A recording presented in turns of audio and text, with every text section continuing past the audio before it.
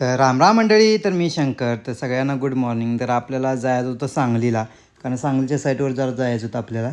तर चला तर मग जाऊया. तर फायनली हायवेला लागलो बघा. जेव्हा गाडी हायवेला लागेल तेव्हाच गाडी चालवायला भारी वाटते बघा. तर जरा पुढं आलो तर बघतो का या भावानं तर काही डमडमच वर नेऊन ठेवला. एक नंबर असं ॲडव्हर्टाईज केली होती भावाने बिझनेसची. तिथून आलो बघा डायरेक्ट कुपवाडमध्ये आलो. तर इथून आता आपल्याला जायचं डायरेक्ट साईटवरती. उन्हाचं टेम्परेचर होतं काय बोलायचं काम नाही. तिथून आलो कसं बसं साईटवरती. हे बघा आपली सांगलीची साईट. इथे एक थोडा वेळ आपलं काम होतं आणि इथलं काम झालं की आपल्याला जायचं होतं रिटर्न घरी. तर फायनली इथलं काम कंप्लीट केलं आणि आता चाललो बघा घरी.